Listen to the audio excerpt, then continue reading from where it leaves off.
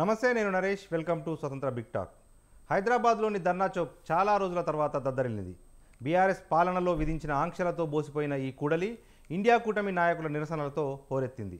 Parliament నుంచి విపక్ష ఎంపీల సస్పెన్షన్ను నిరసిస్తూ దేశవ్యాప్తంగా ఇండియా కూటమి నాయకులు ఆందోళన చేపట్టారు. ఢిల్లీలోని జంతర్ మంతర్ దగ్గర ఏసీసీ అధ్యక్షుడు మల్లికార్జున ఖర్గే నేతృత్వంలో ధర్నా జరగ్గా హైదరాబాద్లో నిరసనకు పీసీసీ చీఫ్ రాష్ట్ర ముఖ్యమంత్రి రేవంత్ రెడ్డి నేతృత్వం వహించారు. మోడీ సర్కార్ ప్రజాస్వామ్యాన్ని కూనీ చేస్తూ 146 మంది ఎంపీలను సభ నుంచి సస్పెండ్ చేసిందని, గతంలో ఎన్నడూ ఇంత దారుణం జరగలేదని deputy chief minister Mallu Bhatti విక్రమార్కతో సహా కాంగ్రెస్ నాయకులు మండిపడ్డారు. అటు బీజేపీ నాయకులు మాత్రం ఈ చర్యను సమర్థించుకుంటున్నారు. సభా నిబంధనలను ఉల్లంఘిస్తే చర్యలు తీసుకోవద్దా అంటూ ఎదురు ప్రశ్నిస్తున్నారు. ఇంతకీ ఈ వ్యవహారంలో ఎవరిది తప్పు? విపక్ష ఎంపీలు నిజంగా నిబంధనలకు నిలొదిలారా, లేక ఉద్దేశపూర్వకంగానే అధికార పక్షం సస్పెన్షన్ వేటు వేసిందా? తెలంగాణలో ధర్నా చౌక్ తిరిగి ప్రారంభమవడంపై ఎలాంటి స్పందనలు వ్యక్తమవుతా ఉన్నాయి? ఇవే అంశాలపై ఇవాల్టి బిగ్ టాక్లో చర్చిద్దాం.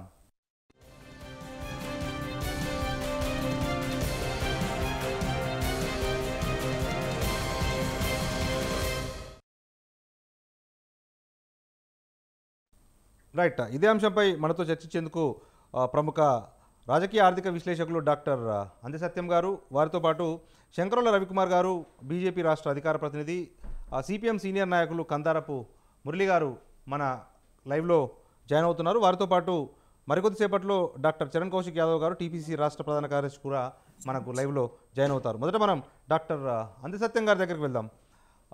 సత్యం గారు, good evening sir. Good evening అండి. రైట్, చాలా రోజుల తర్వాత మరోసారి తెలంగాణ ధర్నా చౌక్ దద్దరిల్లింది.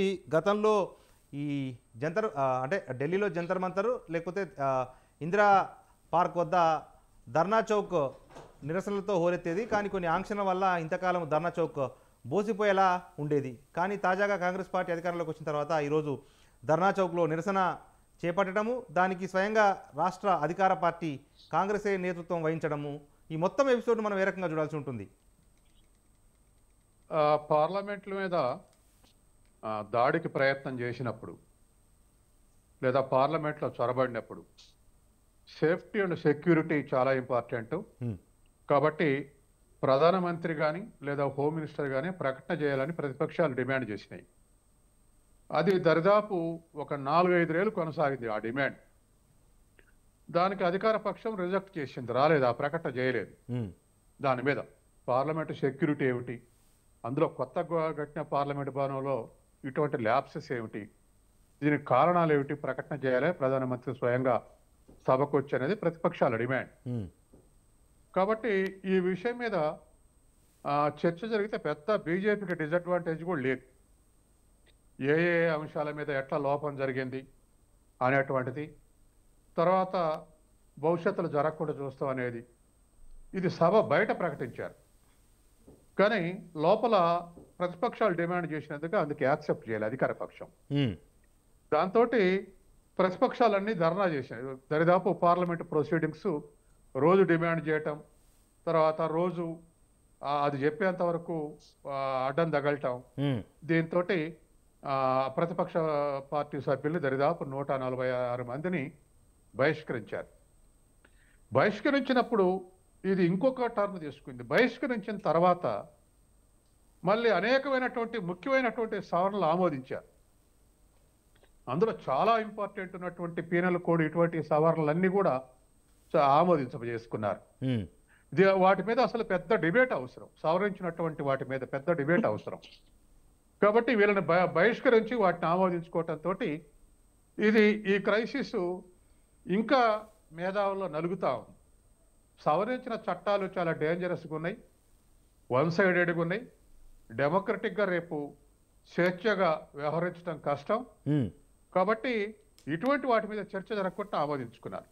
దీంతో ప్రతిపక్ష సభ్యులు, బీజేపీ ప్రతిపక్షాలు ఉన్న ఇప్పుడున్న ప్రతిపక్షాలైనా పార్లమెంట్లో ఏదైనా ఇష్యూ చర్చించకుండా లేదా క్లియరెన్స్ ఇవ్వకుండా ఇట్లానే ముందుకు పోతే ఇంకా ఆల్టర్నేటివ్ బయట ధర్నా చేయటమే, ప్రజల దృష్టికి తీసుకోవటమే. ప్రజల దృష్టికి తీసుకోవటానికి నిర్ణయించుకొని ఇవాళ ఢిల్లీ జంతర్ మంతర్ కానీ లేదా జిల్లా సెంటర్లు కానీ ఇవాళ ఇందిరా పార్క్ దగ్గర కానీ ఎక్కడైనా దేశవ్యాప్తంగా ఇవాళ ఇండియా కూటమి ఎంపీలు ధర్నాలు చేశారు. చేయటం వల్ల ఇది ప్రజల దృష్టికి తీసుకుపోవాలి. ఈ సెక్యూరిటీ అనేటువంటిది ఇవాళ సెక్యూరిటీ అనేది యూనివర్సల్ యాక్సెప్టెన్స్ ఉంది. అంటే బీజేపీ కూడా వాస్తవాది అని చెప్పేసే ఇవాళ ఇండస్ట్రియల్ సెక్యూరిటీ ఫోర్స్ కి అది అప్పగించారు. ముందు సెక్యూరిటీ చూసేది అదే అని చెప్పేసి, అంటే బీజేపీ కూడా సీరియస్ గా తీసుకుంది. కానీ ఆ ప్రకటన పార్లమెంట్లో చేయకపోవటం, వాళ్ళు బయట చేయటం, లోపల చేయమని అడిగితే ప్రతిపక్షాలను అంగీకరించకపోవటం, అడ్డం తగిలితే బహిష్కరించడం ఇవి జరిగినటువంటి. కాబట్టి ఖచ్చితంగా పార్లమెంటు ఇంకాస్త డెమోక్రటిక్ జరిగితే ఇది మంచిది దేశానికి, అధికార పక్షానికి, ప్రతిపక్షాలకు కూడా మంచిదే. ఓకే. కాబట్టి తర్వాత ఆమోదించుకున్న చట్టాలు వేరు, అది వాళ్ళ డిస్కషన్ పాయింట్ కాదు. అవును. కానీ సెక్యూరిటీ గురించి పార్లమెంట్లో చర్చ జరిగితే తప్పు లేదు. తర్వాత వాళ్ళు ఇంకా స్ప్రే తోటి వచ్చారు కాబట్టి సరిపోయింది. అదే బాంబుల్లో గన్నులతో వచ్చే తీవ్రమైనటువంటి సమస్య అయ్యేది. అది అసలు ఇంటర్నేషనల్ ఇష్యూ అయ్యేది. తర్వాత అసలు చాలా కష్టం అయ్యేది ప్రతిపక్షాలకైనా అధికార పక్షాలకైనా. కాబట్టి అటువంటి సీరియస్ ఇష్యూని ప్రకటన చేస్తే పెద్ద పోయేటువంటి ఇది కూడా ఏం లేదు. ఓకే. కాబట్టి ఇది సభలో డిబేట్ చేస్తే మరింత డెమోక్రటిక్ ఉండేది, అలా జరగాల్సి ఉండే. రైట్ సార్, నేను తిరిగి వస్తాను. మనతో పాటుగా డాక్టర్ చరణ్ కౌశిక్ యాదవ్ గారు, టీపీసీసీ రాష్ట్ర ప్రధాన కార్యదర్శి, మన స్టూడియోలో మనకు అందుబాటులో ఉన్నారు. చరణ్ కౌశిక్ యాదవ్ గారు, ఏంటి ఇప్పుడు తెలంగాణలో మీరు అధికార పార్టీలో ఉన్నారు, స్వయంగా మీ ఉప ముఖ్యమంత్రి, పదుల సంఖ్యలో మంత్రులు వచ్చి ఈరోజు ఎందుకు ధర్నా చేయాల్సి వచ్చింది ధర్నా చౌక్లో? అసలు ధర్నా చౌక్ పునరుద్ధరణ జరిగిన తర్వాత మొదటి ధర్నా కాంగ్రెస్ చేయడం నిజంగా యాదృచ్ఛికమే కదా? వాస్తవం చెప్పాలంటే 10 సంవత్సరాల కాలం పాటు ధర్నా చౌక్ అనేది క్లోజ్ చేసారు. దాని తర్వాత కోర్టు పోవడంతో, కోర్టు ఇవ్వడంతో తర్వాత ధర్నాలు చేసే సంప్రదాయం గతంలో ఉండే. టీఆర్ఎస్ పార్టీ వచ్చిన తర్వాత బ్యాన్ చేస్తే కోర్టు పోయి కోర్టు నుంచి పర్మిషన్ తీసుకున్న తర్వాత ధర్నాలు చేసే అవకాశం ఉండే. కానీ మేము తెలంగాణ రాష్ట్రంలో అధికారంలోకి వచ్చిన తక్షణమే ధర్నా చౌక్ను ఓపెన్ చేసినాం. ఆ అవకాశం యాదృచ్ఛికంగా మాకు రావడం జరిగింది. తెలంగాణ రాష్ట్రంలో యథేచ్ఛగా ఎవరైనా కూడా, ప్రతిపక్ష పార్టీలా, అధికార పక్ష పార్టీలా, లేదు ప్రజా సంఘాల ఎవరైనా కూడా ఇందిరా పార్క్ ధర్నా చేసుకోవచ్చు అని చెప్పేసి ఆల్రెడీ ప్రభుత్వం ప్రకటించింది. అదే కాకుండా ఇప్పుడు ఇక్కడ తెలంగాణ రాష్ట్రంలో ఈ విధంగా స్వేచ్ఛ ఉంటే పార్లమెంట్లో, అసలు పార్లమెంట్, కొత్త పార్లమెంట్ కట్టేటప్పుడు ఏం చెప్పారంటే భద్రతా వైఫల్యం ఉంది, గతంలో బ్రిటిష్ కాలం లాంటి పార్లమెంట్ ఇది, కాబట్టి మేము కొత్త పార్లమెంట్ కడుతున్నామని చెప్పేసి నరేంద్ర మోడీ గారు చెప్పారు. తర్వాత ఏమైంది, ఇప్పుడు ఏకంగా ఇద్దరు అగంతకులు ఏకంగా పార్లమెంట్లో చొరబడి ఆ గ్యాస్ సంబంధించినట్టు లీక్ అయింది. ఇప్పుడు అదే దానికి సంబంధించి ఇంకా పొగ బాంబులు అంటే అదే ప్రమాదకరమైనటువంటి ఏమైనా వస్తువులు ఉంటే 543 మంది ఎంపీలు, 150 కోట్ల మంది ప్రతినిధులు వాళ్ళు అక్కడికి వచ్చితే దాని మీద చర్చ చేద్దామని చెప్తే ఏకంగా అక్కడ ఉన్నటువంటి సభ్యులు 141 మందిని బయటికి పంపించారు. బయటికి పంపించి వాళ్ళు ఊకున్నారా అంటే ఐపీసీ క్రిమినల్ సంబంధించినటువంటి చాలా చట్టాలు అక్కడ ఈరోజు పాస్ చేసుకున్న సందర్భం. అదే కాకుండా గతంలో కూడా అరుణ్ జైట్లీ గారు కావచ్చు, సుష్మా స్వరాజ్ గారు కావచ్చు, ప్రభుత్వము మన వాదన లేనప్పుడు ప్రతిపక్షాలుగా మనం నిరసన వ్యక్తం చేసుకోవచ్చు అని చెప్పేసి వారే మాట్లాడారు. ఏది యూపీఏ గవర్నమెంట్ హయాంలో వాళ్ళు చాలా అంటే ఫ్లోర్ లీడర్గా సమర్థవంతంగా ఆనాడు వాళ్ళు ప్రతిపక్షం నుండి సమర్థవంతంగా వాయిస్ వినిపించిన వ్యక్తులు వాళ్ళిద్దరు. దేశంలో భారతీయ జనతా పార్టీలో వారు మంచి పేరు ఉన్న వ్యక్తులు, వారు అట్లా మాట్లాడారు. తర్వాత మీరు చూసిరు పార్లమెంట్లో మరి ఇట్లాంటి వ్యాఖ్యలు చేయొద్దని చెప్పేసి ప్రజ్ఞా ఠాగూర్ గారు ఏకంగా గాడ్సే దేశభక్తుడు అని చెప్తే నరేంద్ర మోడీ గారు ఏమన్నా నేను అంగీకరించిన అట్లాంటి వ్యాఖ్యలు అని చెప్పి ఆ రోజు ఆమెను కూడా ప్రజ్ఞా ఠాగూర్ గారిని కూడా సస్పెండ్ చేయలేదు. తర్వాత విజ్భూషణ్ ప్రసాద్ మీద పెద్ద ఎత్తున ఆరోపణలు వచ్చినాయి, లైంగిక ఆరోపణలు వస్తే కనీసం చర్చ చేయలేదు, కమిటీ వెళ్ళలేదు. లాస్ట్ కేసులు కూడా సుప్రీంకోర్టు పోయి కేసు బుక్, హైకోర్టు పోయి కోర్టుకు పోయిన తర్వాత మాత్రమే కేసులు బుక్ అయిన సందర్భం. ఇప్పుడు ఏమి చెప్తా ఉన్నారంటే ఇది దేశ అంతర్గత భద్రతకు ప్రమాదం వాటిల్లింది కాబట్టి ఒక దేశంలో 150 కోట్ల మంది ప్రతినిధులుగా ఉన్నటువంటి పార్లమెంట్ సభ్యుల మీదనే ఈ ఇద్దరు అగంతకులు వచ్చి పార్లమెంట్ హాల్లోకి వచ్చిరంటే దీని మీద చర్చ చేద్దామని చెప్పేసి ప్రతిపక్ష పార్టీలు మాట్లాడితే వారిని గొంతు నొక్కే ప్రయత్నం ఈనాడు నరేంద్ర మోడీ గారు, అమిత్ షా గారు చేస్తూ ఏకంగా సస్పెండ్ చేసే ప్రయత్నం వారు చేశారు. అదే కాకుండా దేశంలో ఉన్నటువంటి అన్ని ప్రతిపక్ష పార్టీలు సస్పెండ్ చేసినా కూడా బీఆర్ఎస్ పార్టీకి సంబంధించిన ఎంపీలు ఇంకా అక్కడనే ఉన్నారు. అవును, వైఎస్ఆర్సీపీ సంబంధించిన వాళ్ళు అక్కడనే ఉన్నారు. అసదుద్దీన్ ఓవైసీ కూడా అక్కడనే ఉన్నాడు. మేము మొదటి నుంచి అదే చెప్తున్నాం, ఎంఐఎం పార్టీ, బీఆర్ఎస్ పార్టీ, భారతీయ జనతా పార్టీ ఒకటని చెప్పినాం, అది నిజమవుతా ఉంది చాలా స్పష్టంగా. ఇప్పుడు మా ఎన్డీఏ కూటమికి సంబంధించిన వాళ్ళు భారతీయ జనతా పార్టీ వ్యతిరేకించే వాళ్ళందరూ బయట ఉన్నారు. ఎవరైతే గతంలో భారతీయ జనతా పార్టీ సహకరించే వాళ్ళ వ్యక్తులంతా కూడా ఇప్పుడు పార్లమెంట్లో ఉన్నారంటే Bharatiya Janata party, MIM party, BJP party ఒకటనేది చాలా స్పష్టం. అదే కాకుండా జగన్మోహన్ రెడ్డి గారు కూడా అందులోనే ఉన్నారు, టీడీపీ సభ్యులు కూడా అందులో ఉన్నారు. అంటే ప్రతిపక్షాల గొంతు నొక్కే ప్రయత్నం భారతీయ జనతా పార్టీ నరేంద్ర మోడీ అమిత్ షా గారు చేస్తున్నది చాలా స్పష్టం. తెలంగాణ రాష్ట్రంలో మేము ప్రతిపక్షాల గొంతు నొక్కే పరిస్థితి లేదు. ఇందిరా పార్క్ దగ్గర యథేచ్ఛగా ధర్నా చేసుకొని చెప్పినాం. దానిలో ప్రకారం మేము కూడా ఈ రోజు ధర్నాలో పార్టిసిపేట్ చేయడం జరిగింది. రైట్, అంటే ఆదర్శంగా నిలుస్తూ ఉన్నారు ధర్నా చేసుకోవచ్చు అని చెప్పి. రైట్, రేపు పొద్దున మీ ప్రభుత్వం వ్యతిరేకంగా చేసినా కూడా ఇదే చేసుకోవచ్చు అని చెప్పాం కదా. మేము యథేచ్ఛగా వార్తలు రాసుకోవచ్చు, ప్రసార మాధ్యమాల్లో ప్రచారాలు చేసుకోవాలా, తప్పులు ఏమన్నా మనతో పాటు సిపిఎం సీనియర్ నాయకులు కందారపు మురళి గారు మనకు లైవ్లో అందుబాటులో ఉన్నారు. మురళి గారు, గుడ్ ఈవినింగ్ అండి. మురళి గారు మ్యూట్లో ఉన్నట్టు సార్.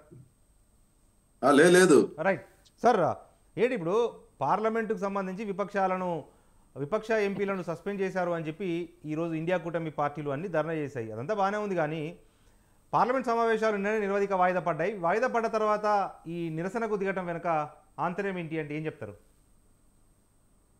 ఒకటి ఇక్కడ స్పష్టం అంటే మీకు ప్యానెల్లో ఉన్నటువంటి మిత్రులకందరికీ నేను ముందుగా నమస్కారాలు తెలియజేస్తున్నాను. ఈరోజు దేశంలో పార్లమెంటు మీద దాడి జరగడం అనేది ఒక తీవ్రమైన అంశం అనేది దేశవ్యాప్తంగా చర్చ జరుగుతుంది. ఇంతకంటే ప్రధానమైనటువంటి అంశం ఇంకోటి ఉండదు. వాస్తవంగా దాని మీద చర్చ జరపాలి.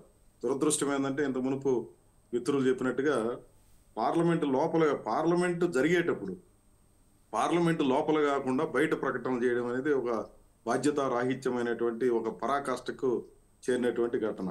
ఈ రోజు ధర్నాలు ఇచ్చినటువంటి పిలుపు ఈ రోజు ఏదో వాయిదా పడిన తర్వాత ఇచ్చినటువంటిది కాదు. ఒక 2-3 రోజుల ముందే దీని మీద ఒక ప్రకటన ఇండియా ఫోరం తరఫున చేయడం అనేది జరిగింది. ఈ సమావేశం జరిగిన సందర్భంలోనే 22వ తారీఖున దేశవ్యాప్తంగా ఇండియాలో ఉన్నటువంటి పార్టీలన్నీ కలిసి దేశవ్యాప్తంగా ఈ నిరసన తెలియజేయాలని చెప్పి నిర్ణయించడం జరిగింది. దాంట్లో భాగంగానే దేశవ్యాప్తంగా జరిగింది. ఈరోజు తిరుపతిలో జరిగింది, ఆంధ్ర రాష్ట్రంలో ఉన్నటువంటి అన్ని ప్రధానమైనటువంటి పట్టణాల్లో జరిగింది, మీరు అన్నట్టుగా హైదరాబాద్ లో జరిగింది. దేశవ్యాప్తంగా అన్ని రాజధానుల్లోనూ ప్రధానమైనటువంటి కేంద్రాలన్నిటిలో కూడా చాలా పెద్ద ఎత్తున జరిగింది. ఈరోజు సమస్య ఎంత ఏంటంటే 146 మంది పార్లమెంటు సభ్యులు, విపక్ష సభ్యుల్ని దాదాపు అంటే వాళ్ళని ప్రశ్నించే వాళ్ళని ఎవరిని లేకుండా చేసి ఈరోజు 14 రోజులు జరిగింది పార్లమెంటు మొత్తం. అవును, ఒక రోజు ముందుగానే దీన్ని ప్రీఫోన్ చేసి 18 బిల్లులు 14 రోజుల సమయంలో 18 బిల్లులు ఆమోదం. అంటే చూడండి పరిస్థితి ఏ రకంగా తయారైపోయిందో. 18 రోజుకు ఒక బిల్లు అనుకున్నా కూడా 14 బిల్లులే చేయగలరు. అవును, ఏ చర్చ లేదు, ఏమీ లేదు. 18 బిల్లును ఏకపక్షంగా ఏ రకమైనటువంటి చర్చ లేకుండా మీరు ఆమోదించేశారంటే, ఆమోదించినట్టు కూడా ఏమంటే సామాన్యమైన సాధారణమైన విషయాలంటే అది కూడా కాదు. మీరు చూడండి ఇక్కడ క్రిమినల్ లాకు సంబంధించింది దాని మీద చాలా పెద్ద చర్చ జరుగుతుంది. అంటే పెద్ద మార్పులు కూడా ఏమి లేదు, పేర్లు మార్చడం తప్ప. ఆ పేర్లు మార్చేది కూడా అర్థం పర్థం లేకుండా అసలు దక్షిణ భారత ప్రాంతంలో అయితే అసలు అర్థం కూడా కానటువంటి పరిస్థితి ఉంది. క్రిమినల్ లా బిల్లుని ఇక్కడ ఆమోదించేశారు. జమ్మూ కాశ్మీర్ గురించి చాలా పెద్ద చర్చ జరుగుతుంది, మీకు తెలుసు. జమ్మూ కాశ్మీర్ పునర్వ్యవస్థీకరణ బిల్లు ఆమోదం అయిపోయింది. తెలంగాణకు సంబంధించి Sammakka Sarakka tribal university bill కూడా ఆమోదం అయిపోయింది. తెలంగాణ నుంచి ఉన్నటువంటి వీళ్ళందరినీ కూడా పార్లమెంట్ సభ్యులను లేకుండా బీఆర్ఎస్ వాళ్ళు ఉంటే సరిపోతుందా? మొత్తం దాన్ని ఆమోదించేశారు. సెంట్రల్ యూనివర్సిటీల సవరణ బిల్లు అదే అయిపోయింది. అసలు ఎన్నికల కమిషన్ల నియామకం, సభ్యుల నియామకానికి సంబంధించి ఎంత ఇంపార్టెంట్ ఇదండి ఇది, దాన్ని కూడా ఆమోదించేశారు. Press and registration of periodicals bill 2023 దాన్ని ఆమోదించేశారు. ఇట్లా ఈ రకంగా 18 రకాల బిల్లుల్ని ఆమోదించేశాడు. గతంలో కూడా ఇట్లాంటిదే జరిగింది.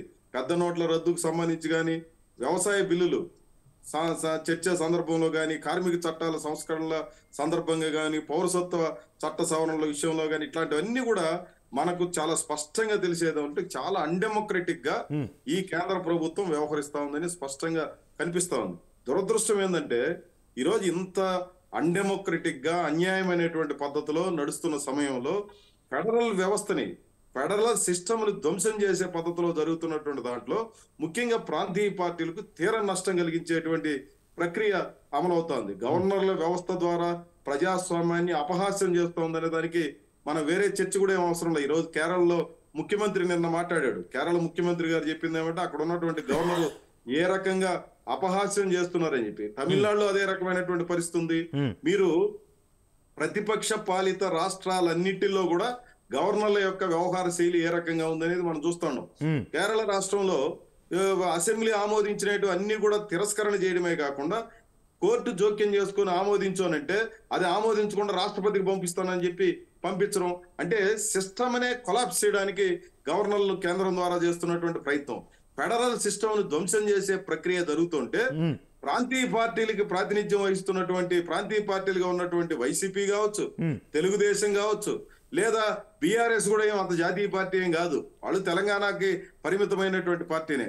ఈ రోజు ఏ రకమైనటువంటి పాత్రను పోషిస్తున్నారు? ఆఖరికి స్టేట్ అండ్ సెంట్రల్ మధ్య రిలేషన్స్ ని తీవ్రమైనటువంటి దెబ్బతీసే పద్ధతిలో వ్యవహరిస్తున్నా వీళ్ళు ఈ రోజు ప్రశ్నించలేని దుస్థితికి వెళ్ళిపోయినటువంటి వ్యవహార శైలి చాలా అన్యాయంగా మనకు కనిపిస్తుంది.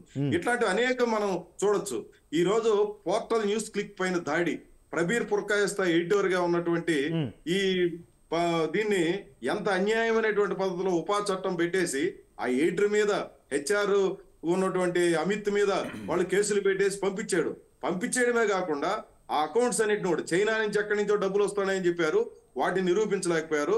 న్యూస్ క్లిక్ యాజమాన్యం మొత్తం చెప్పింది మాకు వచ్చిన ప్రతి పైసా భారతదేశం నుంచి వచ్చింది, అన్ని లీగల్ గా పక్కాగా ఉన్నాయని చెప్పి, అయినా సరే ఆ ఖాతాలన్నీ స్తంభింపజేసి అక్కడ ఉన్నటువంటి ఫోటోగ్రాఫర్లు, వీడియోగ్రాఫర్లు, లేదా పత్రికలు ఇతర పనిచేస్తున్నటువంటి రిపోర్టర్ల దగ్గర నుంచి, సబ్ ఎడిటర్ల దగ్గర నుంచి వాళ్ళకి ఎవరికి జీతాలు లేకుండా చేయడం అనేది ఏ రకమైనటువంటి ప్రజాస్వామ్యం ఇది?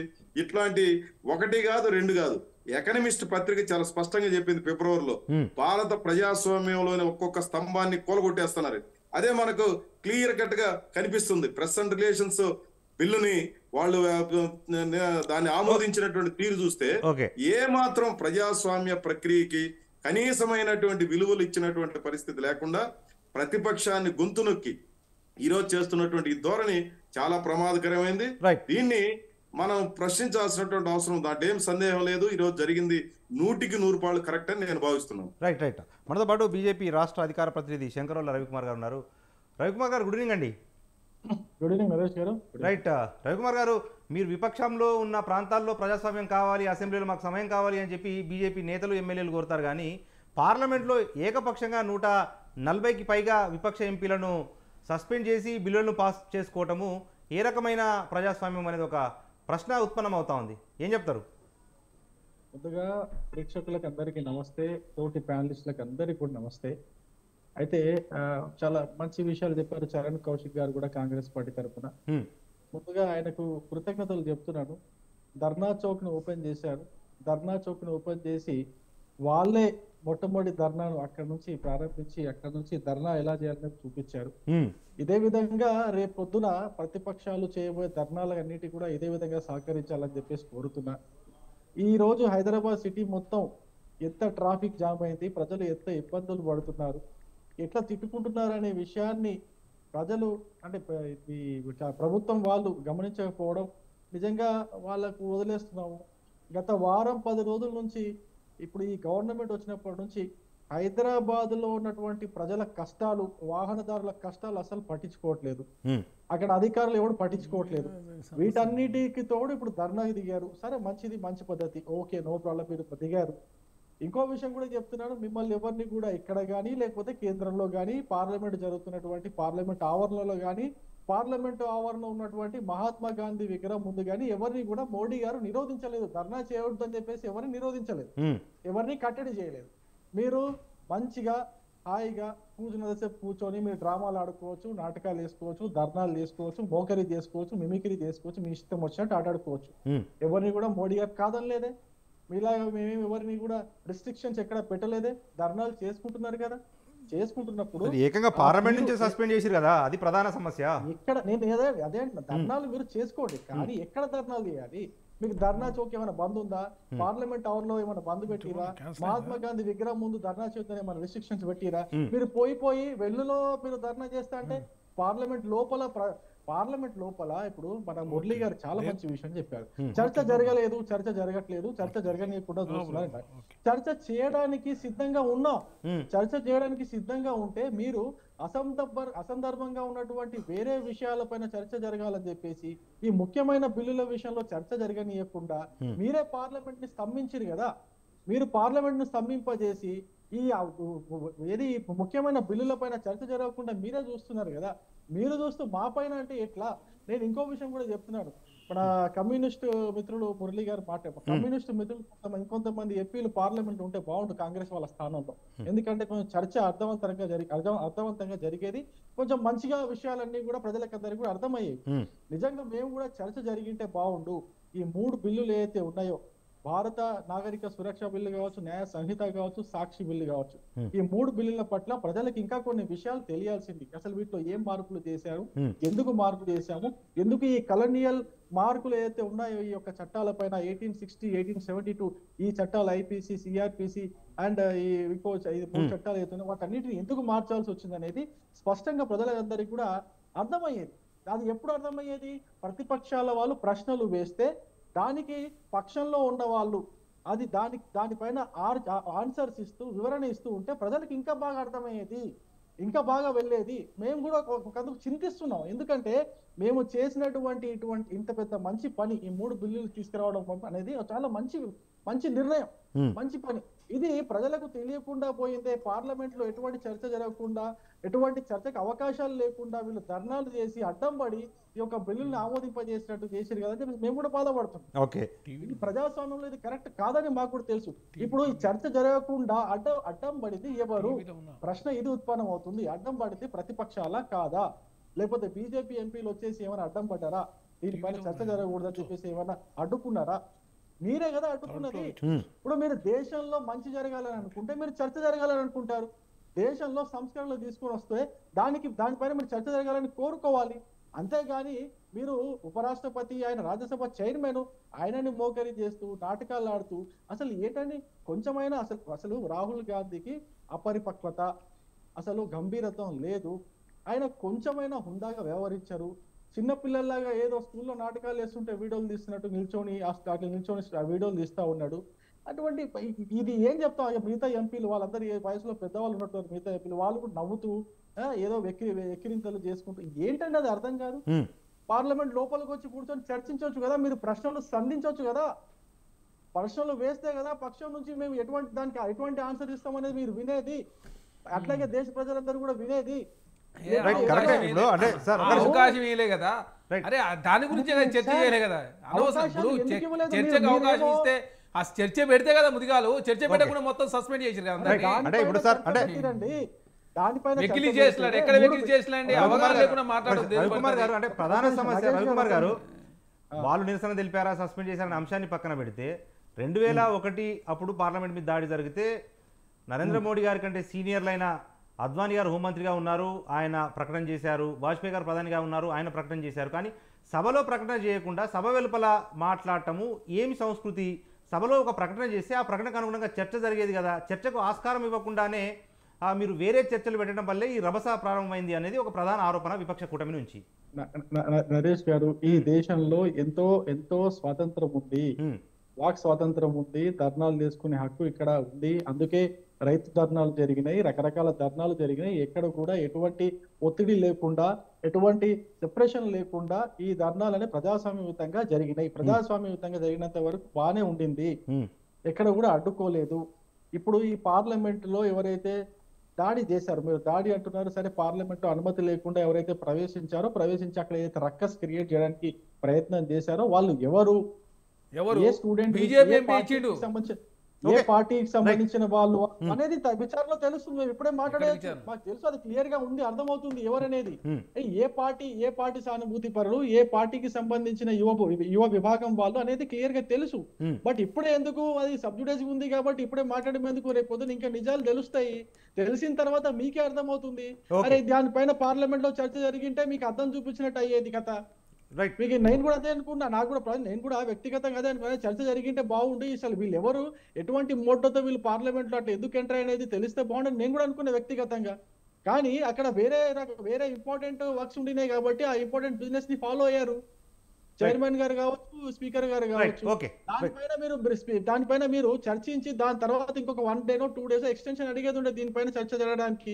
మీరు అవన్నీ అడగకుండా ధర్నాలు చేసుకుంటూ, మీరు పార్లమెంట్ లో మోకరి చేసుకుంటూ వెల్లోకి మీరు దూరిపోతూ, సభ మీకు ఉద్దేశం ఒకటే ఉండింది, ఎట్టి పరిస్థితుల్లో సభను అడ్డుకోవాలా. ఈ యొక్క పార్లమెంట్ లో ఏదైతే బిల్లు ఇవన్నీ కూడా ఇప్పుడు ఏదైతే మురళి గారు చెప్పారో 18 బిల్లులు అన్ని కూడా అత్యవసరమైన బిల్లులు. ఎందుకంటే నెక్స్ట్ జరిగేది మళ్ళీ దాని తర్వాత జరిగేది బడ్జెట్ సమావేశాలు జరుగుతాయి, దాని తర్వాత ఎలక్షన్స్ ఉన్నాయి. ఇక మళ్ళీ ఇంకెప్పుడు ఆ బిల్లుని ప్రవేశపెట్టేదండి? ఓకే. ఇప్పుడు Jammu Kashmir bill, reorganisation bill మరి ఇంకెప్పుడు పెడతారు? దాని తర్వాత ఇప్పుడు ఈసీ ఎలక్షన్ కమిషన్ కి సంబంధించిన బిల్లు, సమ్మక్క సారక గిరిజన యూనివర్సిటీకి సంబంధించిన బిల్లు, ఇవన్నీ ఇంపార్టెంట్ బిల్స్ కదా. ఇంకా డిలే చేసుకుంటూ పోదామా? ఇంకెన్ని రోజులు డిలే చేసుకుంటూ పోదాం? Okay, right. నేను వస్తాను, తిరిగి మీ దగ్గరకు వస్తాను. సార్, డాక్టర్ అందే సత్యం గారు, అంటే ఇప్పుడు అది ఈ ఆకతాయిలు అనుమతులు లేకుండా పార్లమెంటుకు ప్రవేశించడము, అక్కడ ఆ పొగ క్యాన్లను విసిరివేయడాలు, ఇవన్నీ మనం చూసాము. అయితే దానికి సంబంధించి ప్రధాని కానీ హోంమంత్రి కానీ సభలో ప్రకటన చేయాలి అని చెప్పి విపక్షాలు పట్టుబట్టాయి. కానీ సభలో ప్రకటన చేసే పరిస్థితి లేదు. ఎందుకంటే ఇంకా అది విచారణలో ఉంది కాబట్టి పూర్తిస్థాయి విచారణ జరిగిన తర్వాతనే ప్రభుత్వం తరఫున ఒక ప్రకటన వెలువరిస్తారు. అంతవరకు కూడా విపక్షాలకు ఓపిక లేదా అన్నట్టుగా బీజేపీ ప్రశ్నలు సంధిస్తూ ఉంది. ఎట్లా, ఏం చెప్తారు? ప్రకటన చేసి విచారణ చేస్తారండి. ప్రకటన చేస్తే విచారణకి అడ్డంకి కాదు. తర్వాత అప్పటికే బయట ప్రకటనలు వస్తూనే ఉన్నాయి. ఎవరు పాసులు ఇచ్చారు, ఎక్కడి యువకులు అనేటువంటిది మీడియాలో వస్తూనే ఉన్నాయి. కాబట్టి అదేం దాపరికం లేదు. అందుకని నేనేమనుకుంటున్నంటే లోపల ప్రకటన చేస్తే బీజేపీ ఎంపీ ఇష్యూ చేసిన దాని మీద చర్చ అయింది. అలా చర్చ అయితే బీజేపీ డిఫెన్స్లో పడుతుంది. కాబట్టి అదే కాంగ్రెస్ ఎంపీ మరొక ఎంపీ ఇష్యూ చేసి ఉంటే ఖచ్చితంగా అది లోపట్నే ప్రకటన చేసి 2-3 రోజులు చర్చించేవాళ్ళు. కాబట్టి వాళ్ళు ఖచ్చితంగా బీజేపీ ఎంపీ ఇష్యూ చేశాడు కాబట్టి అది చర్చలకు వస్తే దాని మీద చాలా విషయాలు బీజేపీలో డిఫెన్స్ పడేటువంటి అవకాశం ఉంది. కాబట్టి బయట ప్రకటన చేశారనుకుంటున్నాను. సభలో చర్చ జరగకుండా ఓవర్కమ్ డాటానికి ఇది చేశారనేది నాకున్నటువంటి అభిప్రాయం. రెండవది, ఇంపార్టెంట్ బిల్స్, ఎంత ఇంపార్టెంట్ బిల్స్ అంటే కాశ్మీరు పునర్వ్యవస్థీకరణ బిల్లు పెద్ద చర్చనీయాంశం. అవాళ దేశవ్యాప్తంగా అన్ని పార్టీలు కూడా ఏదో విధంగా కాశ్మీర్ని మన దాంట్లో కలుపుకోవాలి అనే ఉద్దేశంతో కన్విన్స్ చేసి మన వాళ్ళు కలుపుకున్నారు. కాబట్టి ఇవాళ కాశ్మీర్ని 3 భాగాలు చేయొచ్చు. ఒక భాగం కేంద్ర ప్రభుత్వం కేంద్ర పాలిత ప్రాంతంగా చేసి 2 భాగాలు మళ్ళీ రాష్ట్ర పునర్వ్యవస్థీకరణ చేస్తున్నారు. వీటన్నిటి మీద రాజ్యాంగానికి ఉన్నట్టు లిమిట్స్ ఏమిటో, రాజ్యాంగానికి ఉన్నటువంటి పరిధులు ఏమిటో చర్చించేటువంటి అవకాశం ఉంది. తర్వాత క్రిమినల్ ప్రొసీజర్ కోడ్స్ కూడా చాలా ఇవాళ పేర్లు మార్చారు, సెక్షన్స్ మార్చారు, కొన్ని సెక్షన్స్ రిప్లేస్ చేశారు, కొన్ని సెక్షన్లు కొత్తగా చేర్చారు, రాజద్రోహం దేశద్రోహంగా మార్చారు. అట్లాగే 302, 307 సెక్షన్స్ అన్ని వాటికి సబ్స్టిట్యూట్కి ఇంకో సెక్షన్ల పేర్లు పెట్టారు. తర్వాత అసలు పేర్లే మార్చారు. ఇవన్నీ కూడా చాలా చాలా అంటే చాలా ఇంపార్టెంట్. అటువంటి బిల్లులు ప్రతిపక్షం లేకుండా ఆమోదించుకోవటం అనేది కొద్దిగా ఇంటలెక్చువల్స్గా మనందరం ఆలోచించాల్సిందే. ఎందుకంటే ఇవాళ ఏ దేశంలో అయినా, మన భారతదేశంలో కానీ ఏ దేశంలో అయినా అధికారం ఉన్నటువంటి పార్టీలు సాధ్యమైనంత వరకు ప్రతిపక్షాల నుంచి ఎస్కేప్ కావటం, లేదా ప్రతిపక్షాలను అణిచివేయడం, లేదా దాని మీద డిబేట్ కాకుండా చూడటం, తర్వాత దాన్ని విజయం సాధించడం అనుకోవటం. ఇందిరాగాంధీ కూడా అట్లే అనుకుంది ఎమర్జెన్సీ పెట్టి. కాబట్టి పరోక్షంగా ఎమర్జెన్సీ పెట్టినా, ప్రత్యక్షంగా ఎమర్జెన్సీ పెట్టినా, ఎమర్జెన్సీ అని డిక్లేర్ చేసి పెట్టినా, ఎమర్జెన్సీ డిక్లేర్ చేయకుంటే ఎమర్జెన్సీలో పాటించిన సూత్రాలు పాటించినా అది ఖచ్చితంగా లాంగ్ రన్లో రివెంజ్ యాటిట్యూడ్ వస్తుంది ప్రజల నుంచి. మన వాళ్ళు ఇప్పుడు వాళ్ళు ఇచ్చిన నినాదాలు కూడా చూశాంగా. అందులో జరబడ్డ యూత్ మాకు మాకు నిరుద్యోగం ఆల్టర్నేటివ్ కల్పించట్లేదు, మాకు చూపించటం లేదు, ఈ దేశం అంతా కూడా మాకేమి యూత్ కు పరిష్కారం చూపెట్టలేదు అని నినాదాలు ఇచ్చారని ప్రెస్ రాసింది. అది ఎంతవరకు నిజమో తర్వాత చూద్దాం. ఓకే. కాబట్టి ఇటువంటి విషయాల మీద చర్చ జరిగితే షాక్ అబ్జర్వర్ లాగా ప్రభుత్వానికి పనికొస్తుంది.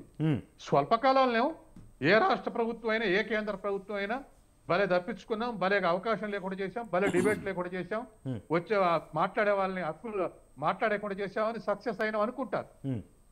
కానీ ఆ రిప్రెషన్ మెథడ్స్ ఇందిరాగాంధీకి ఏ విధంగా అది ప్రజలు తిరుగుబాటు చేశారో అంతో కొంత రిప్రెషన్ లేదా రైట్స్ లేకున్నటువంటి కేసీఆర్కి అటువంటి పరిస్థితి. ఇవాళ కేసీఆర్ విషయానికి వస్తే కేసీఆర్ తప్పులు చేసి పథకాల వ్యతిరేకత అది కాదు, పథకాల ఏతర వ్యతిరేకత, ప్రభుత్వ వ్యవహార శైలి. ఓకే. కాబట్టే బీజేపీ ప్రభుత్వం కూడా లాంగ్ రన్ లో సస్టైన్ కావాలంటే అటువంటి డెమోక్రటిక్ వ్యవహార శైలిని ముందుకు తీసుకుపోతే మంచిది. ఓకే. కాబట్టి ఇవాళ వాజ్పేయి ఉన్న నాటికి ఇవాళ మోడీ అన్నదానికే చాలా తేడా వచ్చింది. రేపు రానున్న కాలం మరింత రిప్రెసివ్ గా అమలు జరిగే అవకాశం ఉంది. రైట్. అప్పుడు ప్రజలకు కోపం వచ్చినప్పుడు కులం చూడరు, మతం చూడరు, వ్యతిరేకిస్తూనే ఉంటారు. మన రాష్ట్రంలో చూసాం కదా. అవును. ఇక్కడ ప్రజలు ప్రభుత్వ వ్యతిరేకతతో ఓటేశారు తప్ప ఒక మతం ఫేవర్ కానీ, ఒక మత వ్యతిరేకత కానీ, ఒక కులం ఫేవర్ కానీ, ఒక కుల వ్యతిరేకత కానీ ఆలోచించలేదు ప్రజలు. కాబట్టి అటువంటి రిజల్ట్స్ వస్తాయి. Right sir. అందుకని ఇది ఏ పార్టీకైనా ఇటువంటి ఇవాళ మనం డెమోక్రసీ అనుకున్నాక హైకోర్టు కూడా కామెంట్ చేసింది కదండి, విజిల్ రాకుండా చేస్తే కుక్కర్ పేలిపోతుందని. ప్రజల నిరసన అనేటువంటిది బయటికి రానియకపోతే ఇటువంటిది వస్తుందని అనుకున్నారుగా. మరి అందరి ప్రజల యొక్క రిప్రజెంటేటివ్స్ ఎంపీటీలు కాబట్టి ఇలా ఎంపీలు కానీ శాసనసభ సభ్యులు కానీ అసలే సభ లేకుండా ఇప్పుడు డిస్టర్బ్ చేస్తే వెల్లోకి తీసుకొస్తే వన్ డే బహిష్కరించవచ్చు, one day out of assembly కానీ పార్లమెంట్ కానీ చూడొచ్చు. లేదా స్పీకర్లు ఎందుకు గంటకోసారి వాయిదా వేస్తారు? మొన్న తెలంగాణ స్పీకర్ 3 సార్లు వాయిదా వేసాడు. ఇవన్నీ మెజర్స్ ఉన్నాయి. కాబట్టి ఇదేది లేకుండా అసలు సభలు అయిన దానికనే బహిష్కరించి చట్టాలు ఇబ్బంది. అది స్వల్పకాలంలో ప్రతిపక్షాలకు ఇబ్బంది కావచ్చు, లాంగ్ రన్ లో ఏది అధికార పక్షం ఉంటే దానికి ఇబ్బంది జరుగుతుంది. Right right sir. మనతో పాటు Congress general secretary doctor Charan Kaushik Yadav గారు ఉన్నారు. ఇప్పుడు సరే పార్లమెంటు వెలుపల ప్రకటన చేశారు, దానికి సంబంధించి మీరు పార్లమెంట్ లోపల మాట్లాడితే బాగుండేది, కానీ అనవసరంగా వెల్లులోకి వెళ్ళారు. వెల్లులోకి వెళ్తే సస్పెన్షన్ చేయాలి అని చెప్పి లోక్సభ నిబంధనలు చెప్తున్నాయి కాబట్టి నిబంధనలకు అనుగుణంగానే వాళ్ళని సస్పెండ్ చేయాల్సి వచ్చింది అని చెప్పి బీజేపీ ప్రధానంగా ఒక ఆరోపణ చేస్తూ ఉంది. దాంతోపాటుగా మీరు వెల్లోకి వెళ్ళి నిరసన తెలపడం వల్ల మీరంతా బయటకు వచ్చారు, వాళ్ళు బిల్లులు సునాయాసంగా చర్చ లేకుండా మూజువాని ఓటుతో పాస్ చేసుకోగలిగారు. ఏంటి అది అంతిమంగా కాంగ్రెస్కు ప్రజలకు నష్టం కాదా? అంటే ఇప్పుడు చర్చ చేసలేరనే కదా వెల్లోకి పోయింది. చర్చ చేస్తే అసలు వెల్లోకి పోవాల్సిన అవసరం ఉంది. వాళ్ళు అధికార పక్షంలో అద్వానీ గారు, సుష్మా స్వరాజ్ గారు, సుష్మా స్వరాజ్ గారు, అరుణ్ జైట్లీ గారు వాళ్ళు ప్రతిపక్షంలో ఉన్నప్పుడు చెప్పిన మాటలే. ఎవరైనా మేము ఇక్కడ ఉన్న సభ్యులు ప్రభుత్వం చర్చ చేయకపోతే వెల్లోకి పోతామని చెప్పి వారు చెప్పారు. వాళ్ళు ప్రతిపక్షంలో ఒకటి అధికార పక్షంకి వచ్చిన ఎక్కడ ఆన్సర్ ఇచ్చిర్రు? అసలు పార్లమెంటు అసలు ఆన్సర్ ఇస్తే ఇది ఎక్కడ చర్చ? చర్చ చేద్దామని తప్పే, చర్చ చేస్తే తప్పే ఏమవుతుందండి? ఎవరైతే అగంతకులు వచ్చినప్పుడు అసలు దేశ 150 కోట్ల మంది ప్రతినిధులు వాళ్ళంతా వాళ్ళు చర్చ చేద్దామంటే దాని మీద చర్చకు మీరు ఒప్పుకోలేదంటే అదే కాదు. మళ్ళీ బీజేపీ ఎంపీ ఇచ్చిండాలి వాళ్ళ లోపలికి రావడానికి పాస్లు ఇచ్చింది వారే. గతంలో ప్రజ్ఞా ఠాకూర్ ఏ విధంగా వ్యాఖ్యలు చేసి మనం చూసినాం. గాడ్సేన్ పోయిండు, నరేంద్ర మోడీ గారు ఒప్పుకొని అన్నారు. మరి అప్పుడెందుకు సస్పెండ్ చేయాలి? మరి అంటే భారతీయ జనతా పార్టీకి ఒక నీతి, మిగతా పార్టీకి ఒక నీతి ఉంటుందా?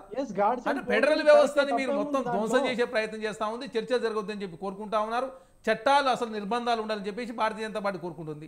ఇక్కడ కేసీఆర్ గారు ఏది కోరుకున్నారో అక్కడ భారతీయ జనతా పార్టీ అదే కోరుకుంటుంది.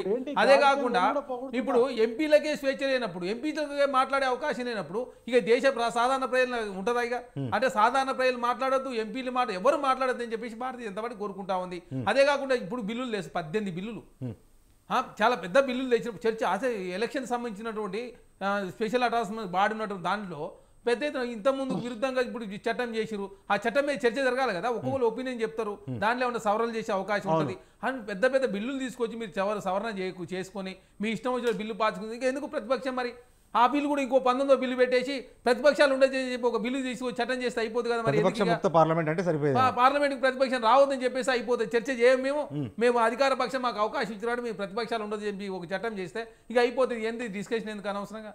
అంటే భారతీయ జనతా పార్టీ అయినా, ఇక్కడ బీఆర్ఎస్ పార్టీ అయినా, ఎంఐఎం పార్టీ అయినా, అదేవిధంగా వైఎస్ఆర్సీపీ, టీడీపీ, ఇప్పుడు చూడండి అందరూ ఎవరైతే భారతీయ జనతా పార్టీ వ్యతిరేకంగా ఉన్నారో వాళ్ళందరూ బయటికి పంపారు. వారికి అనుకూలంగా ఉన్న సభ్యులంతా అక్కడ పెట్టుకొని మొత్తం 18 బిల్లులు పాస్ అయినాయి. ఇప్పుడు ఆ 18 బిల్లు పాస్ అయినాయి. దీని గురించి చర్చ లేదు. ఈ ఏకంగా విజయభూషణ్ చరణ్ సింగ్ మీద పెద్ద ఎత్తున ఆరోపణలు వచ్చినాయి. వారి దోస్తు నిన్న ఆల్రెడీ దానికి చైర్మన్ అయిపోయాడు. అంటే ఇక భారతీయ జనతా పార్టీలు ఏది చేసినా కరెక్ట్ ఈ దేశంలో, మిగతా వాళ్ళు ఏది చేసినా తప్పు, చర్చ జరగవద్దు, ప్రజాస్వామ్యం ఉండొద్దు, మాట్లాడే హక్కు ఎవరికి ఉండొద్దు అని చెప్పేసి భారతీయ జనతా పార్టీ కోరుకుంటా ఉంది. ఏదైనా గుర్తుపెట్టుకోండి, ఇప్పుడు ఏదైనా కూడా సమ్ లిమిట్స్ వరకు ఉంటుంది. ఇక్కడ కేసీఆర్ ఏదైనా చేసిరో అక్కడ భారతీయ జనతా పార్టీ నరేంద్ర మోడీ గారు చేస్తా ఉన్నారు.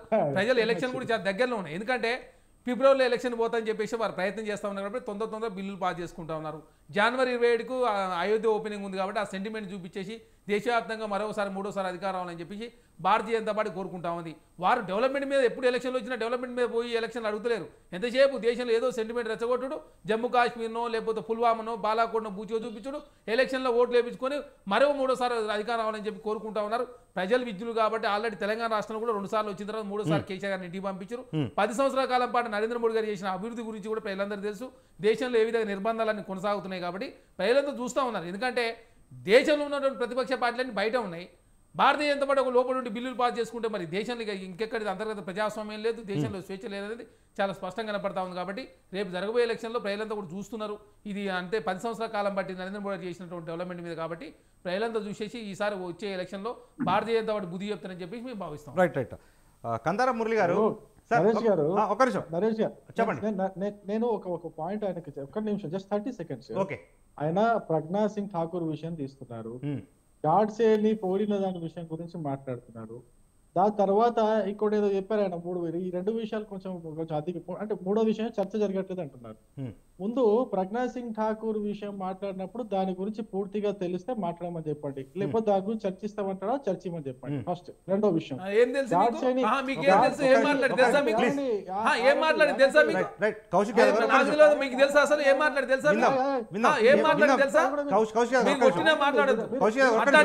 నరేంద్ర మోడీ గారు చెప్పారు ఇట్లాంటి వ్యాఖ్యలు ఒప్పుకోనని చెప్పిన తర్వాత సస్పెండ్ చేసిన మీరు సస్పెండ్ సమాధానం చెప్పండి. సమాధానం చెప్పిన తర్వాత చెప్పండి.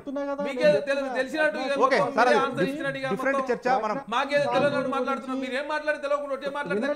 వినండి, ప్రజ్ఞా సింగ్ ఠాకూర్ గురించి మీరు ఏది మాట్లాడినా ఏది అడిగినా దానికి సమాధానం చెప్పడానికి వ్యవహారంలో ఆవిడని సస్పెండ్ చేయాలి కదా. నేను రెడీ. రైట్, అంటే ఇప్పుడు రెండో విషయం చెప్తున్నా చరణ్ కౌశిక్ గారు, రెండో విషయం చెప్తున్నా, ఎస్ గాడ్సేని పొగుడుతున్నా. అంటే గాడ్సే దేశభక్తుడైతే గాంధీ దేశద్రోహే మరి చెప్పండి. మరి 100% ఆయన దేశభక్తుడే. దేశభక్తుడు గాడ్సే, గాంధీ మరి దేశద్రోహే చెప్పండి. మరి అంటే గాడ్సే ఇది మనకు అనవసరమైన చర్చ, మన టాపిక్ అంశమే కాదు. చర్చ పక్కదారి పడతా ఉంది. ఈ చర్చకు అసలు ఆస్కారమే లేదు. ఈ చర్చను ఇక్కడితో ముగిద్దాము. మనతో పాటు కందారపు మురళి గారు ఉన్నారు, సిపిఎం సీనియర్ నాయకులు.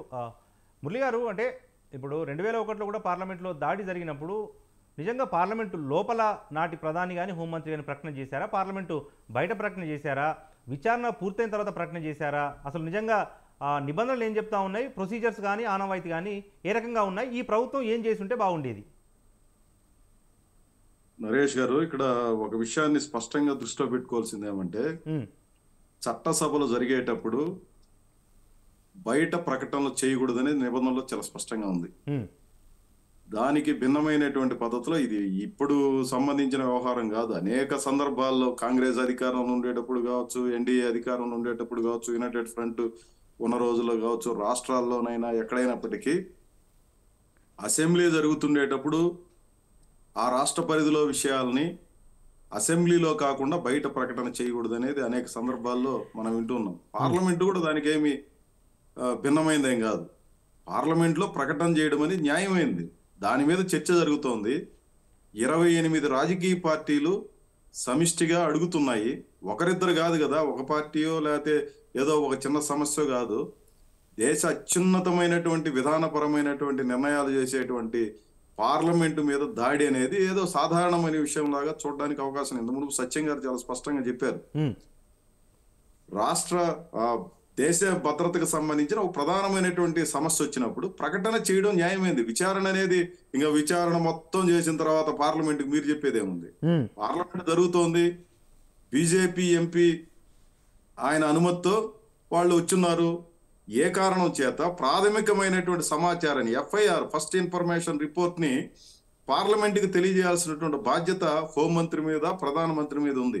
కనీసం ఒక్క చిన్న ప్రకటన చేయడానికి కూడా ఏమాత్రం సహకరించకుండా ఇన్ని రోజుల పాటు మీరు భారతదేశ చరిత్రలో ఈ ప్రజాస్వామ్య ప్రక్రియ ప్రారంభమైన తర్వాత పార్లమెంటులో ఇంత పెద్ద ఎత్తున ఎంపీలను సస్పెండ్ చేసినటువంటి ఘటన మరొక సందర్భం ఏమీ లేదు. ఈవెన్ ఎమర్జెన్సీ టైంలో కూడా ఇందిరాగాంధీ గారు కూడా ఇట్లాంటి దీని చర్యకు పాల్పడలేదు. అంతకంటే తీవ్రమైనటువంటి సమస్య అనేది మనం ఇక్కడ చూడాల్సినటువంటి, అంతే ఒక అన్డెమోక్రటిక్ గా మీరు మమ్మల్ని ప్రశ్నించడం ఏంది, మేము మీకు సమాధానం చెప్పడం ఏంది, మీరు అసలు మా లెక్కలోనే లేదు, మళ్ళీ మొన్న జరిగిన 3 రాష్ట్రాల్లో ఈ బీజేపీ విజయం సాధించిన తర్వాత మరింత దూకుడుగా ఈ అన్డెమోక్రటిక్ ఫ్రంట్స్ కి కేంద్రంగా మారిపోయింది. తాము ఏమనుకుంటే అదే చట్టం. వేరే రకంగా చెప్పారు కదండి. ఖర్గే గారు ఏమన్నారు? కర్ణాటకలో ఓడిపోయినందుకు, తెలంగాణలో ఓడిపోయినందుకు, హిమాచల్ ప్రదేశ్ లో ఓడిపోయినందుకు ఫ్రస్ట్రేషన్ తో బీజేపీ ఈ విధంగా చేస్తుంది అన్నాడు ఖర్గే. మరి మీరేమో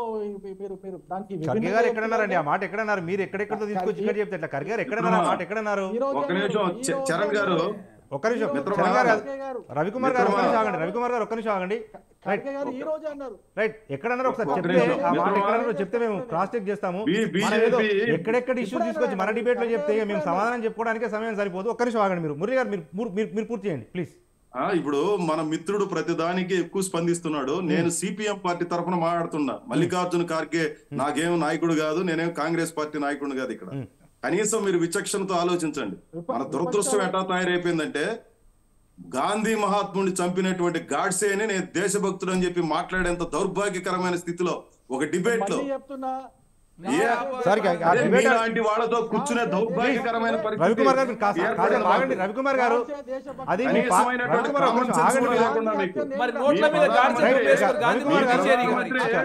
భయపడి మాట్లాడుతుంటే రవికుమార్ గారు ప్లీజ్ ఒక్క నిమిషం. రవికుమార్ గారు రవికుమార్ గారు మీరు ఆగండి, ఒక్క నిమిషం ఆగండి ప్లీజ్. ఏంది వ్యతిరేకించేది? నీకంటే ఎక్కువ మాట్లాడుతున్నాం. రవికుమార్ గారు ఒక్క నిమిషం ఆగండి. రవికుమార్ గారు ఏం మాట్లాడుతున్నారు నాకేం అర్థం కావట్లేదు. ఒక నిమిషం అయితే ఆగండి. రవికుమార్ గారు ప్లీజ్. రవికుమార్ గారు ఒక్క నిమిషం ఆగండి. రవికుమార్ గారు మీరు ఆగండి. మహనీయుని చంపేసినటువంటి రైట్, రవికుమార్ గారు మీరు ఆగండి. మీకు అవకాశం ఇవ్వండి, మాట్లాడండి. చెప్పండి మురళి గారు ప్లీజ్. మురళి గారు మురళి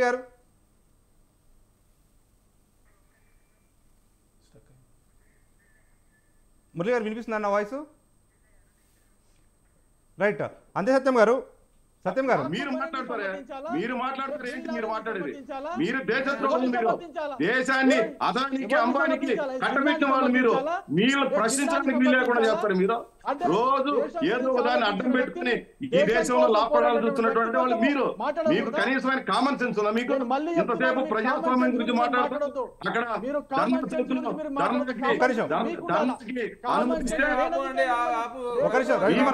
మురళి గారిని పూర్తి మీకు అవకాశం వచ్చినప్పుడు మాట్లాడుకోవచ్చు కదా. మిమ్మల్ని ఎవరు కూడా డిస్టర్బ్ చేయరు. మురళి గారు మాట్లాడిన తర్వాత మీరు మాట్లాడుతారు కానీ. సార్ మురళి గారు ప్లీజ్. ఏంది నువ్వు చెప్పేది? నువ్వు ఒక దేశద్రోహం. మీరు దేశాన్ని అమ్మకానికి పెట్టారు.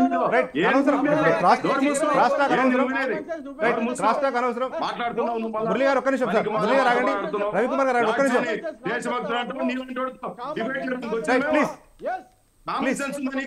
ప్లీజ్ ఒక్క నిమిషం సార్, మీరు రాగండి ప్లీజ్. క్రాస్ టాక్ కానీ వ్యక్తిగతంగా అవసరం లేదు. మనం విధానపరంగా చర్చ చేద్దాము. ఒక్క నిమిషం ప్లీజ్. ఓకే సత్యం గారు సార్ ఒక్క నిమిషం ప్లీజ్. ప్లీజ్ నీకు ఏముంది? నీకు విచక్షణ లేదు. నీ వయసు తగిన మాటలు మాట్లాడు. జాతీయోద్యమం గురించి తెలుసుకో. భగత్ సింగ్, అల్లూరి సీతారామరాజు ఈ దేశం కోసం, రాష్ట్రం కోసం ఎంత త్యాగం చేశారు. అట్లాంటి వాళ్ళ గురించి తేలిగ్గా మాట్లాడుతావు నువ్వు. జాతీయోద్యమం నీకు అసలు నీ వయసు ఎంత? నీ వయసు ఎంత?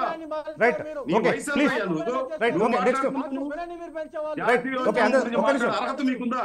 మీరందరూ బ్రిటిష్ వాళ్ళకి లొంగిపోయిన దొంగలు. మీరు బ్రిటిష్ వాళ్ళకు జాతీయోద్యమంలో పాల్గొన్న పార్టీ ఏదో ఉంటే బీజేపీ. జాతీయోద్యమంలో పాల్గొన్న మీరు బ్రిటిషర్స్ కు లొంగిపోయి ప్రవర్తించిన పార్టీ మీరు. ఇప్పుడు పార్లమెంట్ లో చర్చను పక్కదారి పట్టించడానికి సమర్పిస్తాం. ప్లీజ్ దేశాన్ని అడ్డంగా విభజించి నువ్వే విభజిస్తా ఉండేది. మతం పేరుతో, కులం పేరుతో, ప్రాంతం పేరుతో, భాష విభజిస్తున్నది నువ్వు. ప్లీజ్ ఇద్దరు కూడా ఆగండి కాసేపు. ఒక్క నిమిషం ఇద్దరు కూడా ఆగండి కాసేపు. సార్ ఇద్దరు ఆగండి కాసేపు. ఒక్క నిమిషం సార్ వినండి. ఒక్క నిమిషం నేను మాట్లాడుతున్నా. ఒక్క నిమిషం వినండి ప్లీజ్. మతం పేరుతో దేశాన్ని రవికుమార్ గారు ఒక్క నిమిషం ఆగండి సార్. మీరు వినరా? సత్యం గారు ఒకరి తర్వాత ఒకరు మాట్లాడండి. అదే నేను చెప్తున్నా. వాదించుకుంటే ఎవరిది అర్థం కాకుండా పోతుంది. Okay right. మొరలు మాట్లాడినాక మీరు మాట్లాడండి, లేదా మీరు మాట్లాడినాక మొరలు మాట్లాడండి. రైట్. తర్వాత ఇది కూడా పార్లమెంట్ అనుకుంటున్నారు. అదే ఇప్పుడు పార్లమెంట్ లో చర్చ పక్కదారి పట్టింది కాబట్టి ప్రజా సమస్యలు పరిష్కరించలేదన్న ఉద్దేశంతో మాట్లాడానండి. అదే ఇప్పుడు ప్లీజ్ ఒక్క నిమిషం సార్. సత్యం గారు కాదు నరేష్ గారు, Right. నరేష్ గారు Right. ఒక్క సెకండ్. చెప్పండి. ఆయన మాట్లాడినప్పుడు నేను లేదు మాట్లాడాను. లేదు, నేను అదే చెప్తా ఉన్నాను. ఆయన మురళి గారు మాట్లాడిన తర్వాత రవి గారు మాట్లాడారా? మాట్లాడుతున్నారు కానీ నేను చెప్తూనే ఉన్నాను. మాట్లాడేవాడు నేను రవికుమార్ గారు, మీరు మాట్లాడేటప్పుడు నేను మాట్లాడలేదు. ఎందుకు వచ్చాడు చర్చలోకి మీరు చెప్పండి. నువ్వు తెచ్చావు. మీరు పెద్దవాళ్ళు కదా, నువ్వు తెచ్చావు. మీరు పెద్దవాళ్ళు. గాడ్సే గురించి. గాడ్సే. అవును. గాడ్సే చర్చ నేను నువ్వు తెచ్చాను. లేకుండా ఎవరు మీరు తెచ్చారు? తీసుకొచ్చారు. రైట్. నువ్వు సార్, నేను కాదు, ఇప్పుడు నేను చర్చ రాలా. ప్రారంభించిన తర్వాత కనీసం ఒక వినడం ప్రస్తావన కూడా తీసుకొచ్చిన తర్వాత చేసుకోండి. దాన్ని మీరు ఒక్కదాన్నే మాట్లాడేటప్పుడు పట్టుకొని మనము ఒక్క మాట కూడా ఇదే మాట్లాడాలి. దీని చుట్టే మీకు చర్చించడానికి గౌరవం మీరు కాదు. డిక్టేట్ చేసినట్టు నేను ప్రజాస్వామ్యం చర్చించినట్టుగా నాకు లేదు. హక్కు ఉంది కాబట్టి గౌరవించి మాట్లాడాను. నేను మీతో గౌరవంగా మాట్లాడా. నేను అసలు నోరే తెరవలా మీరు చర్చలో ఉంటే. మీరు అంటే కనీసం మీరు నాకు కామెంట్ ఏం మాట్లాడుతున్నావు? ఏం మాట్లాడుతున్నావు? Right, జాతీయ okay, ఉద్యమం please, గురించి మురళి గారు, తేలిగ్గా ఒక్క మాట్లాడుతావు నిమిషం. నువ్వు. Right, అయిపోయింది. ఇప్పుడు గాంధీ గురించి చాలా అన్యాయంగా మాట్లాడుతావు. రెస్పెక్ట్ ఇస్తున్నా. Right, okay. ఏ respect ఇచ్చేది? సార్, time waste నువ్వు మా అవుతుంది. దేశభక్తుడే. మురళి గారు, ఒక్క నిమిషం. గాంధీ మహాత్ముడు లేక మాట్లాడకపోతే నువ్వే నాకు రెస్పెక్ట్ ఇచ్చేది, నేను నీకు రెస్పెక్ట్ ఇచ్చేది. నువ్వు దేశద్రోహి. నువ్వు దేశద్రోహి. నీతోనే నేను మాట్లాడేది. నీతోనే నేను రైట్, మాట్లాడేది. రవికుమార్ గారు ఒక్క నిమిషం ఆగండి. మురళి గారు మేము ప్లీజ్. ప్రాంతీయంగా చేస్తున్నటువంటి రైట్, సత్యం గారు, మన సత్యం గారి దగ్గరికి వెళ్దాం. నువ్వు ఒక్క బ్రిటిష్ నిమిషం, వాళ్ళకి please. లొంగిపోయిన వాళ్ళు మీరు. ఒక్క నిమిషం, బ్రిటిష్ వాళ్ళకి ఇద్దరు- లొంగిపోయి ఇద్దరు జాతీయ ఆగండి, ఉద్యమానికి ద్రోహం చేసిన వాళ్ళు మీరు. రైట్, ఇక బ్రేక్ మీరు తీసుకోవడం మీద మాట్లాడారు. మనకు ఒక మార్గం అయితే కనిపించట్లేదు ప్రస్తుతం అయితే. మన బిగ్ టాక్ లో ఒక బ్రేక్ తీసుకు అంతే. సత్యం గారు, జనరల్ గా చట్టసభలో అంటే ఇటు అసెంబ్లీలో ఒక్క కానీ సెకండ్. నరేష్ గారు, సార్ ప్లీజ్ నరేష్ గారు సార్ చెప్పండి. ఒక్క సెకండ్. నేను ఒక స్పష్టంగా చెప్పదలుచుకున్నాను. ఒకటి మీరేమి అనుకోబాకండి. గాడ్సేని దేశభక్తుడు అన్నటువంటి వ్యక్తితో కూర్చొని నేను చర్చించడానికి సంసిద్ధంగా లేను. దయచేసి ఏమనుకోబాకండి, నేను ఈ వేదికలో ఉండను. గాడ్సేని దేశభక్తుడు అన్నటువంటి జాతీయోద్యమాన్ని అవమానం చేసినటువంటి వాళ్ళతో ఈ దేశ పట్ల కనీసమైనటువంటి గౌరవం లేకుండా, గాంధీ మహాత్ముడి పట్ల కూడా గౌరవం లేనటువంటి వాళ్ళతో కూర్చొని చర్చ చేయడానికి నేను సంసిద్ధంగా లేదు. దయచేసి నన్ను క్షమించండి. Right. సెలవు ఇప్పించండి. Right right, thank you. Thank you so much. Right, ఇది మా అభిప్రాయం కాదు, ఒక గెస్ట్ అభిప్రాయం. దాన్ని మనం కట్టడి చేసే పరిస్థితి కూడా మనకు లేకుండే. సార్ ఒక్క నిమిషం రవి గారు, ఒక్క నిమిషం రవి గారు, అవకాశం ఇవ్వండి ప్లీజ్. ఇస్తాను రవి గారు ఇస్తాను.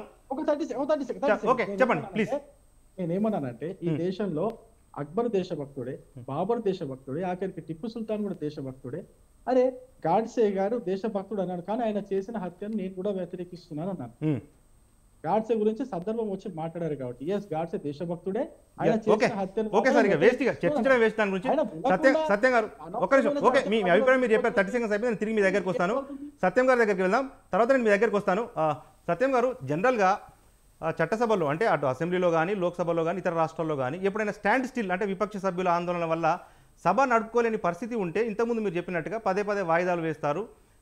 అంటే స్పీకర్ గారి కార్యాలయంలో ఒక చర్చ జరుగుతుంది, ఒక ఏకాభిప్రాయం కుదురుతుంది, ఆ తర్వాత ప్రొసీడింగ్స్ ముందుకు కొనసాగించే వెసులుబాటు ఉంటుంది. కానీ 140 మందికి పైగా ఎంపీలను పార్లమెంట్లో సస్పెండ్ చేసిన తర్వాత కనీసము స్పీకరు ఈ సభ్యులను పిలవటమో లేకపోతే మధ్య మార్గంగా ఈ ప్రభుత్వము వీళ్ళతో సంప్రదింపులు జరపటము చేయకుండా ప్రభుత్వం ఏకపక్షంగా పోయేందుకే ఎక్కువగా ప్రియారిటీ ఇస్తున్నట్టుగా కనిపిస్తూ ఉంది. దీన్ని ఎట్లా చూడాలి మనం? ఖచ్చితంగా అండి, ఇవాళ నిర్ణయించుకున్న ప్రకారం ముందే ప్రీ ప్లాన్ తోటి ఈ విషయం చర్చకు పట్టుబడితే బహిష్కరించాలి అనేటువంటి నిర్ణయం జరిగితే ఖచ్చితంగా ఇటువంటివే జరుగుతాయి సంఘటనలు. గతంలో చాలా సంఘటనలు శాసనసభలో కానీ పార్లమెంట్ కానీ జరిగినాయి. అందుకని ఇవాళ చర్చకు అవకాశం ఇవ్వటానికి వీల్లేదు అని నిర్ణయించుకున్న తర్వాత ఈ విధంగా జరిగింది. సహజంగానే చర్చకు అనుమతి ఇవ్వకపోతే నేను అసెంబ్లీలో 3 సార్లు మనం చూసాం కదా, దగ్గర పోవటం తప్పు కాదు, స్పీకర్ అనుమతి తీసుకోవడం తప్పు కాదు, స్పీకర్కు నిరసన చేయడం కూడా తప్పు కాదు. కానీ నిరసన చేస్తే ప్రశ్న అడిగితేనేమో మేము సభలో ఆన్సర్ ఇవ్వం అనటం, పొడియం దగ్గర పోతేనే మీరు సభలో ఉండటానికి వీల్లేదు అనటం అనేది ఖచ్చితంగా ఇది అగ్రెసివ్ స్టెప్. ఇది ఒక్క బీజేపీ చేయటమే కాదు, రేపు ఎవరు చేసినా అదే తప్పు. అట్లాగే అన్డెమోక్రటిక్గా ప్రజలకు అనిపిస్తుంది. తర్వాత రెండవది, ఇప్పుడు బహిష్కరించిన తర్వాత ఈ చట్టాలు 18 చట్టాలు ఆమోదించడం వాయిదా వేయాల్సి ఉండేది. వీళ్ళ ప్రవర్తన వల్లనే మేము విధంగా సభను వాయిదా వేసుకుంటున్నాం అంటే పోయేది. కానీ లేనప్పుడు చట్టాలు చేయటం అటువంటిది ఖచ్చితంగా ప్రజాభిప్రాయాన్ని ఎన్నుకున్న ప్రతినిధులు చెప్పకుండా ఉండే అవకాశం ఉందనేది ఏ పార్టీ చేసినా అనిపిస్తుంది. కాబట్టి ఇది కరెక్ట్ కాదు. The way of working of the parliament is not correct. అది ఫస్ట్. తర్వాత రెండోది, భిన్నాభిప్రాయాన్ని వినవు అంటే అది ఖచ్చితంగా రాంగ్ రిజల్ట్స్ వస్తాయి. భిన్నాభిప్రాయం వింటేనే మెరిటోరియస్ ఒపీనియన్ కన్క్లూజన్కి వస్తుంది. కాబట్టి భిన్నాభిప్రాయం వినం, మా అభిప్రాయం ప్రకారం వింటాం, అసలు ఎవరైనా చెప్పేది కూడా వినం. తర్వాత చెప్పడానికి అధైర్యపడే స్థితిని క్రియేట్ చేస్తే చివరికి పరిపాలించే వాళ్ళు తప్పులు చేసే స్థితికి పోతుంది. అది గతంలో అనేక ఆల్ పార్టీస్ కూడా అనేక ఎగ్జాంపుల్స్ ఉన్నాయి. కాబట్టి వీటిని దృష్టిలో పెట్టుకుంటే పార్లమెంట్లో ఎంత డిబేట్ జరిగితే ఈ దేశం ఇష్యూస్ మీద అంత స్టెబిలిటీ వస్తుంది, అంత సస్టైనబిలిటీ ఉంటుంది. లేకపోతే ఆ సస్టైనబిలిటీ ఉండే అవకాశం కోల్పోతుంది. అది న్యాచురల్. అనేక సంఘటనలు మనం చూస్తూ ఉంటాం. కుటుంబంలో కూడా ఒక్కడే నిర్ణయాలు తీసుకుంటే ఎట్లా ఉంటుంది రిజల్ట్, కుటుంబ సభ్యులతో చర్చించి నిర్ణయాలు తీసుకుంటే ఎట్లా ఉంటుందో మనం స్మాల్ యూనిట్లో కూడా మనం చూస్తున్నాం. కాబట్టి ఇవాళ భిన్నాభిప్రాయం చెప్పడానికి వీల్లేదనేటువంటి పరిస్థితి ఇవాళ దేశవ్యాప్తంగా ఉన్నటువంటి స్థితి పార్లమెంట్లో కూడా రిఫ్లెక్ట్ అయింది. అది కరెక్ట్ కాదు. తర్వాత రెండవది, ఏది కరెక్ట్ అనుకుంటారో మేము అనుకునేదే కరెక్ట్ అనేది కూడా కరెక్ట్ కాదు. ఇప్పుడు రవికుమార్ గారు గాడ్సే గురించి అన్నాడు. నేనేమంటానంటే గాడ్సేకు భిన్నాభిప్రాయం ఉండటం తప్పు కాదు, చంపడం తప్పు. భిన్నాభిప్రాయం ఉన్న వాళ్ళని చంపుకుంటా పోతే ఈ దేశంలో తర్వాత చర్చ చేయొచ్చు. అందుకని అట్లా గాడ్సే కరెక్ట్ అంటే భిన్నాభిప్రాయం ఉండటం కరెక్ట్ కాదు, కానీ చంపితే కరెక్ట్ కాదు. అది మనం ఓన్ చేసుకోలేము. రైట్ ఓకే, ఇది వాళ్ళ బిగ్ టాక్. ఇప్పటితో ముగుస్తున్నాం, మన సమయం కూడా మించిపోతుంది. మన బిగ్ టాక్లో పార్టిసిపేట్ చేసిన డాక్టర్ అంది సత్యం గారు, రాజకీయ ఆర్థిక విశ్లేషకులు, వారితో పాటు డాక్టర్ చరణ్ కౌశిక్ యాదవ్ గారు, టీపీసీసీ రాష్ట్ర ప్రధాన కార్యదర్శి, వారితో పాటు శంకరోల రవికుమార్ గారు, బీజేపీ రాష్ట్ర అధికార ప్రతినిధి, వారితో పాటు కందారపు మురళి గారు, సిపిఎం సీనియర్ నాయకులు, అందరికీ కూడా ధన్యవాదాలు. ఇది వాళ్ళ బిగ్ టాక్. చూస్తూనే ఉండండి స్వతంత్ర.